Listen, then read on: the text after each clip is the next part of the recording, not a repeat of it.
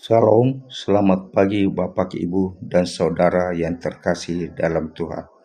Selamat berjumpa kembali dalam Renungan Harian Toraja, edisi Rabu tanggal 29 Oktober 2025, yang terambil dari Injil Matius pasal 21 ayat 28 sampai dengan ayat 32. Sebelum kita membaca firman Tuhan, mari kita berdoa. Tuhan Bapa kami dalam sorga, kami memuji dan bersyukur kepadamu karena di pagi hari ini Engkau masih memberi kami kekuatan dan kesehatan. Saat ini kami hendak membaca dan mendengarkan firman-Mu. Berilah kami hikmat pengetahuan dan bimbinglah agar firman-Nya akan kami baca dapat bekerja sesuai kehendak-Mu. Dan biarlah senantiasa jadi berkat bagi kami. Bukalah hati dan pikiran kami untuk mendengar dan menerima firman-Mu. Di dalam nama Tuhan Yesus Kristus, kami berdoa dan mengucap syukur kepada Bapa di sorga. Amin. Matius 21 ayat 28 sampai ayat 32. Perumpamaan tentang dua orang anak. Tetapi apakah pendapatmu tentang ini? Seorang mempunyai dua anak laki-laki. Ia pergi kepada anak yang sulung dan berkata, "Anakku, pergi dan bekerjalah hari ini dalam kebun anggur." Jawab anak itu, "Baik Bapa," tetapi ia tidak pergi.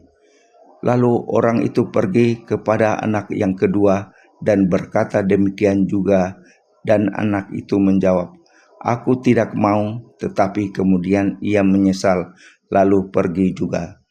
Siapakah di antara kedua orang itu yang melakukan kehendak ayahnya? Jawab mereka, "Yang terakhir." Kata Yesus kepada mereka, "Aku berkata kepadamu, sesungguhnya pemungut-pemungut cukai dan perempuan-perempuan sundal akan mendahului kamu masuk ke dalam kerajaan Allah. Sebab Yohanes datang untuk menunjukkan jalan kebenaran kepadamu dan kamu tidak percaya kepadanya. Tetapi pemungut-pemungut cukai dan perempuan-perempuan sundal percaya kepadanya, dan meskipun kamu melihatnya, tetapi kemudian kamu tidak menyesal dan kamu tidak juga percaya kepadanya." Demikianlah firman Tuhan. Renungan kita hari ini diberi tema, "Sekaranglah waktunya, aktu namo totemo." Waktu tidak dapat diputar kembali, waktu tidak dapat dibeli dengan uang. Ungkapan ini menjadi penegasan bahwa waktu itu sangat berharga. Bahkan beberapa hal dalam hidup ini juga tidak datang dua kali. Jadi untuk apa menunda sesuatu yang dapat dilakukan hari ini? Bacaan hari ini menceritakan tentang seorang bapa yang menyuruh dua anaknya untuk pergi bekerja di kebun anggur. "Anakku, pergi dan bekerjalah hari ini." Bapa dalam kisah ini menginginkan anaknya untuk merespon dengan tegas, segera bertindak hari ini atau sekarang, tanpa menunda. Mengapa demikian? Karena sang bapa menyadari bahwa ada konsekuensi dari penundaan dan kesempatan, sama seperti Bapa dalam bacaan hari ini. Yesus pun ketika ingin menumpang di rumah Zakheus, Yesus juga mengatakan soal hari ini, bukan nanti, apalagi besok, dan Zakheus meresponnya dengan segera.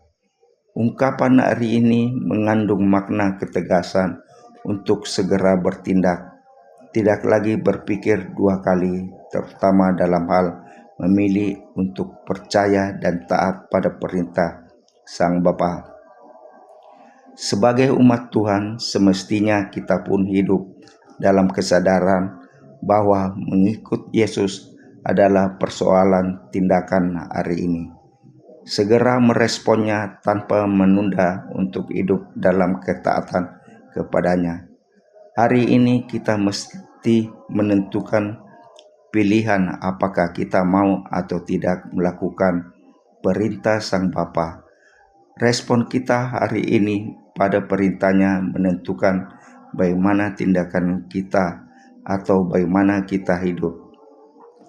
Karena itu, responlah dia dengan segera, jangan menunggu penyesalan datang. Sebab ada saat di mana kesempatan itu tidak berlaku lagi bagi kita. Bertindak hari ini untuk mengikuti perintah Sang Bapa adalah bukti bahwa kita percaya sepenuhnya kepada Dia. Amin. Demikianlah renungan harian kita pagi ini. Mari kita berdoa. Terima kasih Tuhan atas firman-Mu, di mana firman-Mu telah mengajarkan kepada kami untuk senantiasa merespon dengan cepat segala perintah-Mu tanpa menunda. Biarlah firman-Mu itu tertanam di hati kami masing-masing dan kuatkan kami untuk melakukan apa yang Engkau firmankan sesuai kehendak-Mu. Berkati kami jemaat-Mu setiap saat, tempat, dan kondisi hidup kami, agar senantiasa selalu merindukan dan firman-Mu sebagai pelita kebenaran yang memerdekakan. Inilah doa kami dalam nama Tuhan Yesus Kristus. Kami sudah berdoa dan mengucap syukur kepada Bapa di sorga. Amin.